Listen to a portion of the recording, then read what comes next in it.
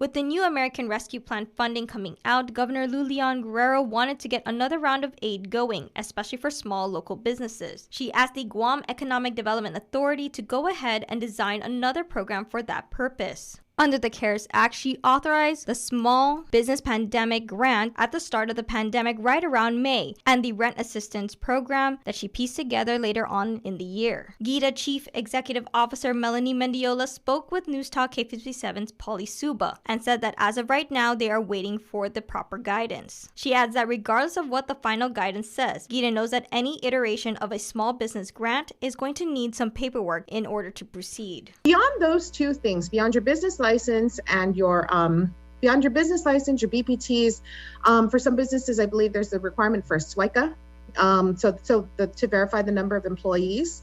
So to get that paperwork going, we plan to issue the application, the final application, when the funding is actually authorized under she will likely drop an executive order to authorize the funding at some point in the coming weeks.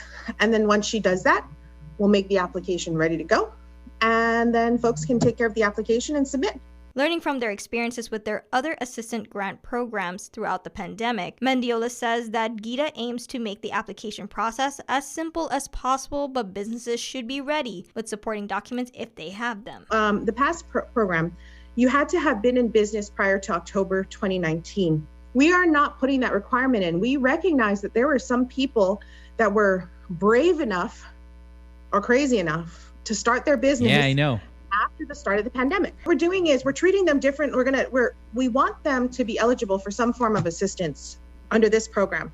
And so given that, what we're doing is they do have the same document requirements, but there may be a little bit extra from them. So in their case, there might be, like, let's say you got into business in May of last year. We might say, what are the things that caused the pandemic? Maybe you couldn't get your permit in time to open because some part of GovGuam was closed, in which case, but you were still liable for rent, right? And so those are the sorts of things we want to just kind of have a little bit more one-on-one time with the applicant. The cap of the award is going to be at $50,000. If businesses were eligible for $3,000 from last year's Small Business Pandemic Grant, they will be eligible for a higher award, probably closer to $5,000 to $6,000. The grant programs they had developed for the pandemic assistance are the Small Business Pandemic Grant, the Rent Assistance Grant, and the Healthcare Stabilization Grant. Julianne Hernandez, PNC News First.